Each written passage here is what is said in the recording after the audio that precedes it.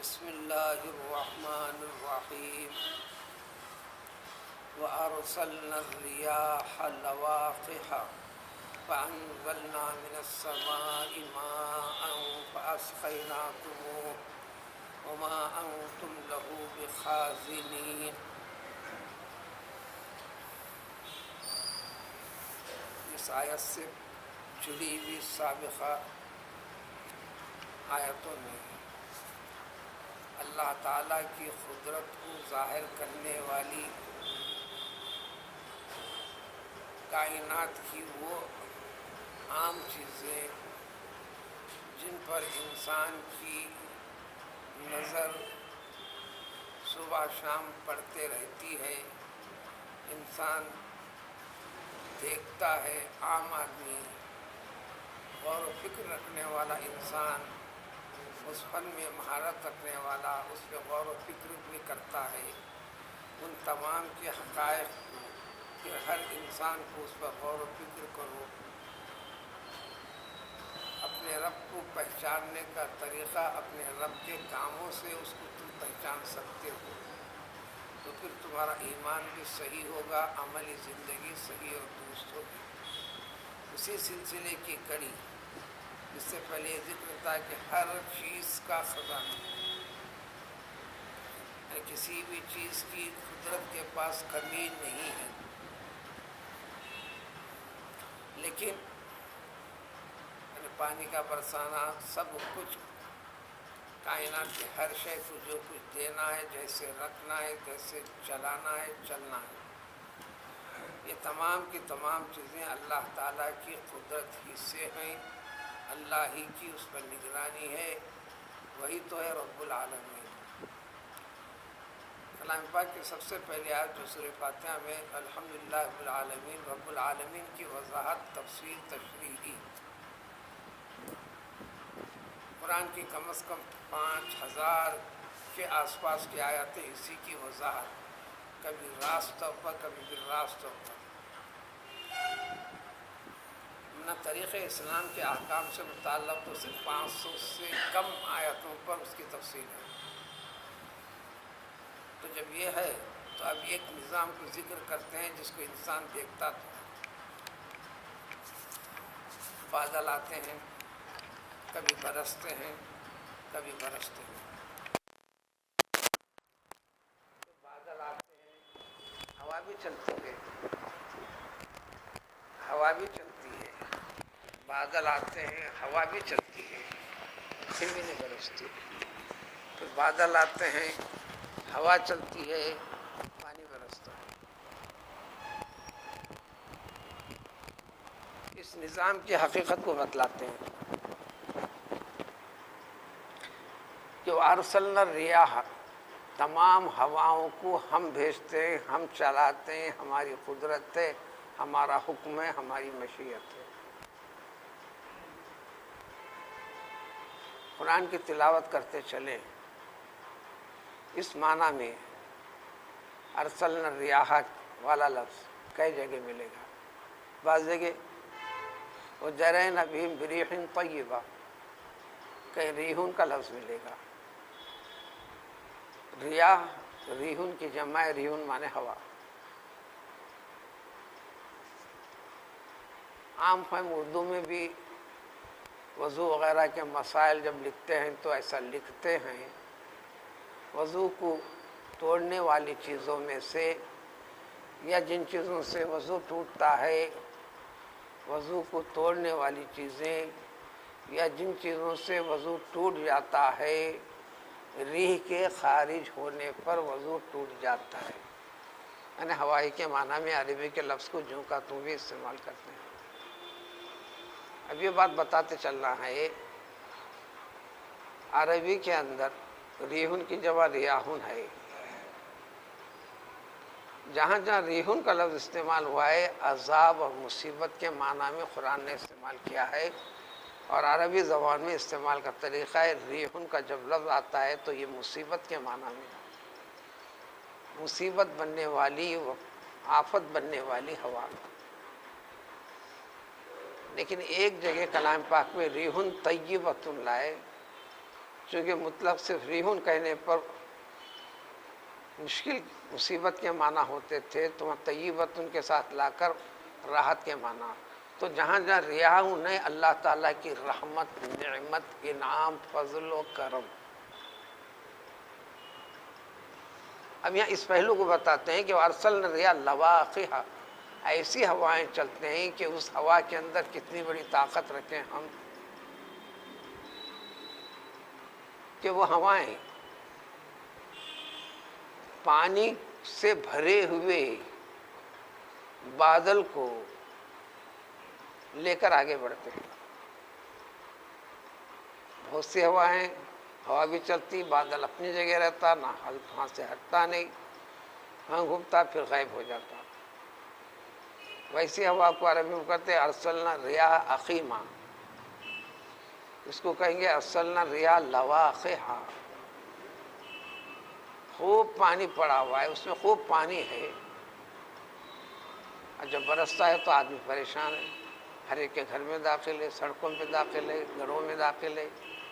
جب بہنے لگتا ہے تو انسان کے بنائے ہوئے اسباب اس کو بہنے کے پوری طرح اس کے لیے میسر بھی نہیں ہے. تو ان بادلوں میں کس قدر پانی ہوتا ہے. تو پانی سے بھرے ہوئے بھاری بھرکم بادلوں کو لے کر بڑھنے والی ہواؤں کو ہم بھیجتے ہیں، یعنی ہمارے حکم سے چلتے ہیں، ہم پیدا کرتے ہیں. کیا انسان کے اندر یہ طاقت ہے؟ کیا اس کو سنبھال سکتا ہے؟ دوسری بات، یہ وہ ہوائیں ایسے پانی کو لے کے برستے ہیں، وہ پانی اس زمین پر جینے والے جتنے چیزیں ہیں بشمول انسان، سارے حیوان، سارے نباتات، پودے، کھیتیاں وغیرہ، ان تمام کے لیے یہی وہ ہوا جو بادلوں کو لے کر برساتی ہے تو برستا ہے. تو درختوں کے پیڑوں میں بھی طاقت کو پیدا کرتا ہے، پھر اس کے بعد وہ طاقت اس میں پھل بن کر پختہ ہو کر اچھی صلاحیت والا بن کر پھر انسان کو غذا کے طور پر حوالے کرنے کے لیے اللہ تعالیٰ نے یہ نظام بنا کر رکھے. یہاں تو اس طرح ذکر ہے، بار بار قرآن میں ذکر ہے وَأَرْسَلْنَا الرِّيَاحَ مُبَشِّرَاتٍ. ٹھنڈی ہوا چلاتے ہیں تو خود سمجھ جاتے ہو تم، یہ ہوا کی ٹھنڈک اور اس کی چال بتاتی ہے کہ پانی برسنے کو ہے. برسانے سے پہلے خود ہم بشارت بھی دے رہے ہیں. یہ کرنے والے کی طرف تم غور کیوں نہیں کرتے؟ تو ہر چیز اللہ کے حکم کے تابع ہے، اس کے حکم سے منشا سے کائنات چل رہی ہے. تو تمہاری زندگی بھی اس کے فوری بعد ذکر کریں گے. جب یہ ہوا چلتی ہے تو پھر فَأَنزَلْنَا مِنَ السَّمَاءِ مَاءً، تو ان بلندیوں سے، ہر اونچی چیز کو عربی میں سماؤن کہتے ہیں، آسمان. آپ کے سر سے اوپر جو بھی چیزیں آسمان، سماؤن. آپ کے سر سے ذرا اوپر ہو اور اوپر ہو اور اوپر ہو اور اوپر ہو. بڑی عمارت بنا لیتا تو کسی نے نام رکھ دیا فلک نما. عام استعمال کرتے ہیں فلک بوس. آسمان کو چھوتی ہوئی بلڈنگ ہے، انتہائی دراز خد والا درخت ہے، آسمان کو چھوتا ہوا ہے. صرف بلندی کا نام ہے آسمان. اور ایک حقیقت بھی جو 7 آسمان ہے، جس تک رسائی انسان کے آج تک ہوئی نہیں. اس کے نیچے والے سیاروں تک بھاگ دوڑ اس کی لگی ہوئی ہے. تو پھر ان پانی سے بھرے ہوئے بادل جو ٹھہرے ہوئے ہیں، اس کو برسانے کے لیے ان بھاری بھرکم بادلوں کو لے کر بڑھنے والی ہواؤں کو ہم بھیجتے ہیں. پھر اس میں سے پانی کو برساتے ہیں جہاں برسانا ہے، جتنا برسانا ہے، کم اور زیادہ، کم اور زیادہ. اس نے رسول اکرم صلی اللہ علیہ وسلم حضرت محمد بن علی، حضرت علی رضی اللہ عنہ کے فرزند، جو حضرت فاطمہ سے نہیں، جن کو محمد ابن الحنفیہ کہتے ہیں، حضور صلی اللہ علیہ وسلم کے بارے میں روایت ذکر کرتے ہیں، کبھی گھر میں آرام کرتے رہتے، کبھی رات کے وقت پر ہوا چلتی، فوراً بستر سے اٹھ کر بیٹھ جاتے. یہ فرماتے، اے اللہ تعالیٰ، اگر یہ ہوا کسی کے اوپر تو اپنی ناراض ہو کر ناراضگی کے اظہار کے لیے اس کو ہلاک کرنا چاہتا ہے، برباد کرنا چاہتا ہے، ہم کو ان ہلاک و برباد ہونے والوں میں شامل مت فرما. وہ سارے عربی کے الفاظ میں ہیں، یاد کرنا دشوار ہو تو ترجمہ بھی. اور اگر یہ ہوا اس کے بعد پھر ہوا ختم ہو کر پانی کی شکل کو، جب پانی برسنے لگتا تو فرماتے، اے اللہ تعالیٰ تو نے عذاب کو ختم کر دیا، اپنے غصے کو ختم کر دیا، رحمت کو نازل فرما دیا.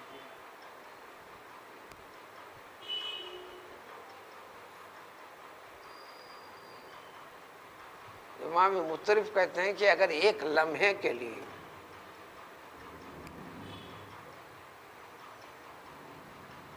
آسمان زمین کے درمیان میں ہوا روک دی جائے تو ساری بدبو ہی بدبو پھیل جائے، تو کیا حکمت ہے پتہ نہیں.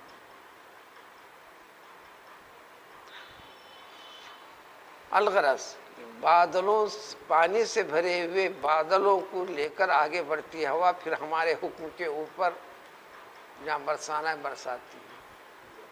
خود ہندوستان کا اتنا بڑا وسیع ملک ہے، آدھے سے زیادہ ہندوستان قریب قریب پانی کے اس میں پڑا ہوا ہے، اور ایسی ریاستیں جہاں زیادہ پانی عام طور پر ہوا کرتا ہے، پانی کے نہ پڑنے کی. کل تک کی بھی رپورٹ یہی ہے کہ پانی نہیں، پانی نہیں.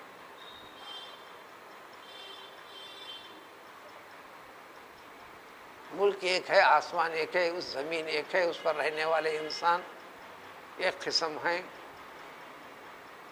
کہیں کم کہیں زیادہ، کہیں اتنا زیادہ کہ وہ آفت بنا دیتے ہیں. فَأَسْقَيْنَاكُمُوهُ، اسی پانی سے ہم تم کو پلاتے بھی ہیں.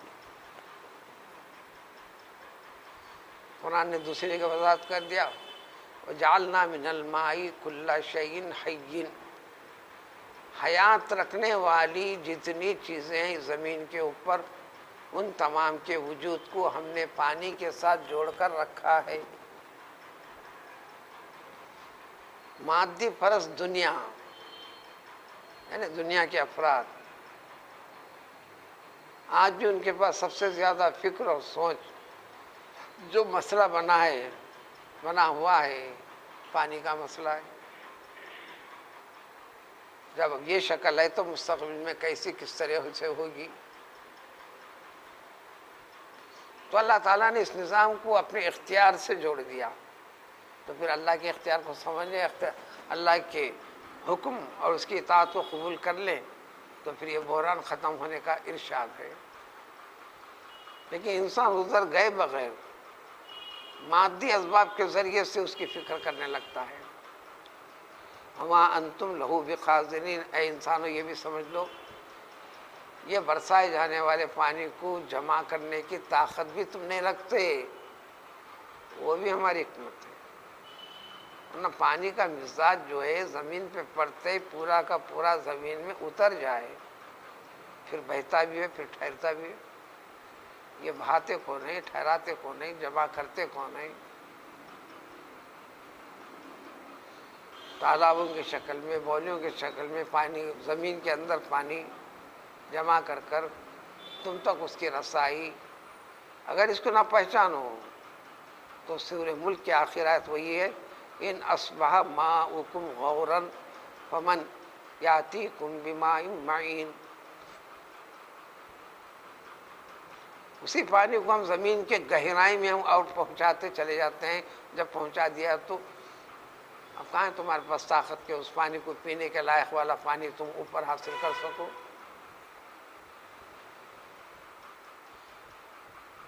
تو اوپر تک رکھنا ہمارا کام، اور تمہاری رسائی سے دور کر دینا اور تمہارے لیے دشواریاں پیدا کر دینا، یہ ہمارا کام ہے۔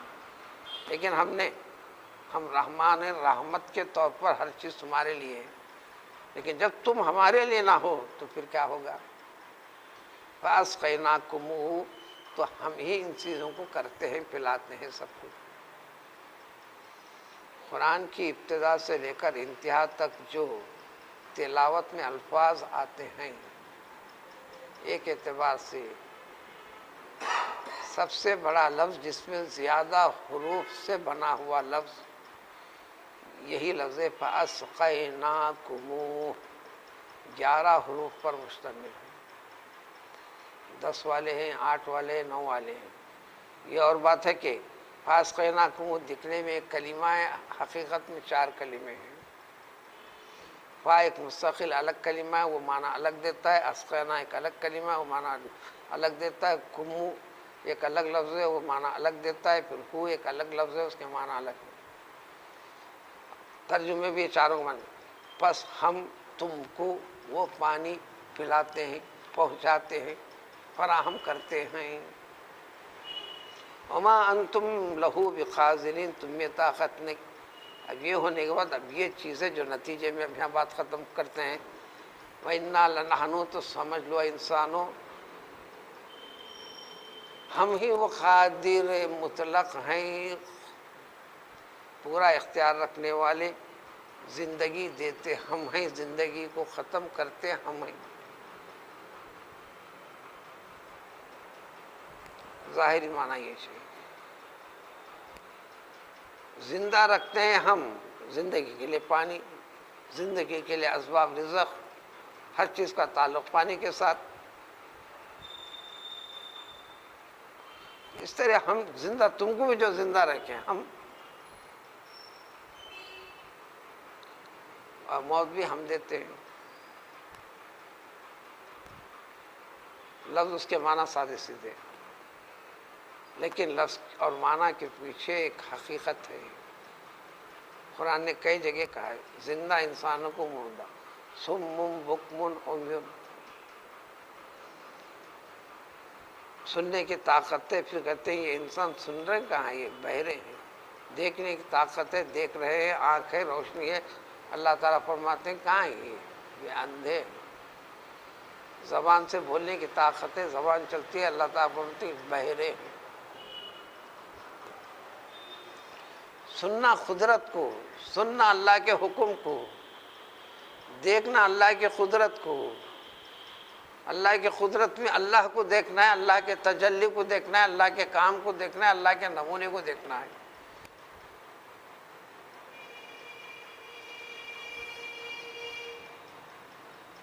کہنا وہ چیز ہے جو اللہ تعالیٰ نے کہنے کے لیے یہ زبان دیا ہے، جو کسی اور کو نہیں دیا ہے،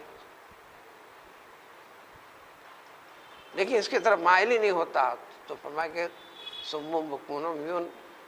تو یہاں بھی ہے جو اس نظام کو جو اوپر سے ذکر ہوتے ہوئے آ رہا ہے سمجھ کر اس کے مطابق زندگی میں ڈھلتا ہے، قدرت کو اپنی ہر حرکت و سکون میں، زندگی کے ہر پہلو میں سمجھنے لگتا ہے، تو سمجھو کہ اس دنیا میں جو جی رہا ہے صحیح معنی میں حقیقی حیات لے کر جی رہا ہے۔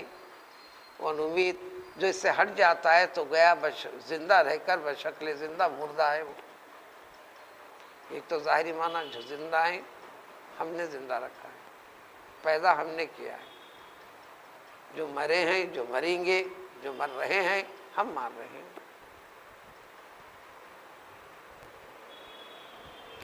اور جب مار رہے ہیں وَنَحْنُ الْوَارِثُونَ، پیدا ہم نے کیا تھا، دیا تھا ہم نے، اسباب بنا کر جو دیا تھا، آپ محنت، بھاگ دوڑ، نوکری، کاروبار، تجارت، تحفہ، ہدیہ، جس شکل میں بھی ہے، جان ہم نے دیا تھا، بدن ہم نے دیا تھا، جسم ہم نے دیا تھا، آنکھ ہم نے دیا، دماغ ہم نے دیا، ساری چیزیں آسان کی، اس کے بعد ماریں گے بھی تو ہم۔ اس طرح جتنے آئے زندہ ہم نے رکھا تھا، جتنے گئے ان کو مارا ہم نے۔ آج جو زندہ ہیں ہم زندہ رکھے ہیں، پھر انہیں بھی ماریں گے، ہم ماریں گے۔ تو ہر مرنے کے بعد جو دیا تھا مال، جان، جو بھی ہے، مرنے کے بعد وہ اس کا ہے۔ کس کا؟ دینے والے کا، مالک کا۔ اب اس سے اور مسئلہ آسانی سے سمجھ میں آئے گا۔ وراثت والے مسئلے میں بھی اللہ نے فرمایا پارے 4 میں سورہ نساء کے اندر، یوصیکم اللہ فی اولادکم والی آیت رکوع کے اندر پورے احکام ذکر فرما دیے۔ ایک شخص مرنے والا، اس کی حیثیت باپ کی ہوتی ہے، یا مرنے والا کسی کا بیٹا رہتا ہے، وہ مرنے والا کسی کا شوہر رہتا ہے، وہ مرنے والا کسی کا بھائی ہوتا ہے، یا مرنے والا عورت ہوتی ہے تو وہ کسی کی ماں ہو سکتی ہے، مری ہوئی اس کے متعلقین کے لحاظ سے اب وہ بہن ہو سکتی ہے، اب وہ بیٹی ہو سکتی ہے۔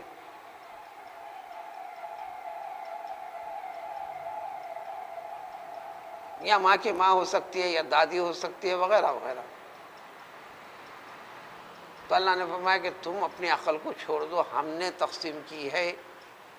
لا تدرون ایہم اقرب الیکم نفعا، تم نہیں پہچانتے، ہم تقسیم کر رہے ہیں۔ کیوں؟ وارث ہم ہیں، دیے تھے ہم، مرنے کے بعد ہمارا، ہم کو ضرورت ہے، ہم پھر دیتے دوسرے کو۔ یہ نہیں کہنا کہ اس کو کم کیوں، اس کو کیوں زیادہ۔ یہ کلام الہی کے نہ سمجھنے والوں کے پاس اعتراضات ہیں۔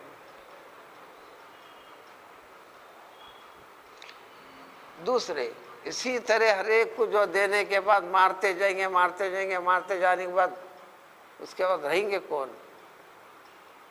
بچنے والے کون ہیں؟ اللہ تعالیٰ۔ لہٰذا وارث بابا نے ہم ہی باقی رہنے والے ہیں، سب مرنے والے ہیں، ہم ہی باقی رہنے والے ہیں۔ وَلَقَدْ عَلِمْنَا الْمُسْتَقْدِمِينَ، جتنے تم سے پہلے گزرے، تمہارے باپ دادا حضرت آدم علیہ السلام سے لے کر آج تک، پھر اس کے بعد بھی قیامت تک آنے والے مستقدمین، پچھلے گزرے ہوئے، ان تمام کو ہم جانتے ہیں۔ کوئی ہمارے حساب و کتاب سے باہر نہیں ہے، ہمارے علم سے باہر نہیں ہے۔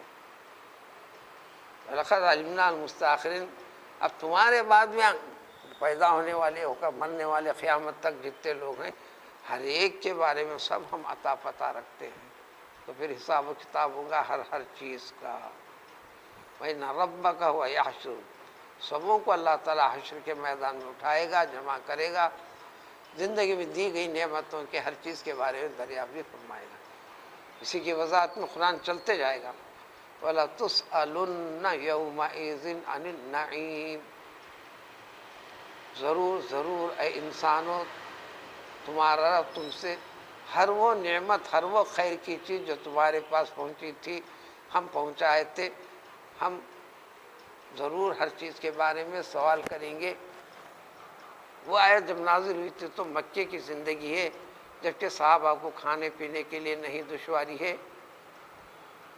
اس وقت آیت کے نزول کے بعد بعض صحابہ نے کپڑا ہٹا کر اپنا پیٹ کو بتایا کہ دیکھیے یا رسول اللہ صلی اللہ علیہ وسلم، بھوک کی تاب نہ لاتے ہوئے خود کو سہارا دینے کے لیے آنتوں کو دبا کر پتھر رکھ کر ہم نے باندھ رکھا ہے، تو ہم کو مل ہی کیا رہا ہے جو ہم سے اللہ تعالیٰ پوچھے گا۔ تو آپ صلی اللہ علیہ وسلم سمجھایا کہ دھوپ کی تپش سے بچنے کے لیے درخت کا سایہ نہیں مل رہا تم کو، پیاس بجھانے کے لیے پانی نہیں مل رہا، یہ بھی اللہ کی نعمت ہے، اس کے بارے میں بھی پوچھے گا۔ جب اس کے بارے میں بسم اللہ کہہ دیا، الحمدللہ کہہ دیا، تو اللہ کو پہچان لیا، اللہ کا شکر ادا کر دیا، وہ پینا عبادت ہو گیا، وہ کھانا عبادت بن گیا۔ وَلَقَدْ عَلِمْنَا وَإِنَّ رَبَّكَ هُوَ يَحْشُرُ، سب کو جمع کرے گا۔ کیسے نہیں کرے گا؟ اللہ تعالیٰ حکیم ہے، بڑے مضبوط، بڑی حکمت والے۔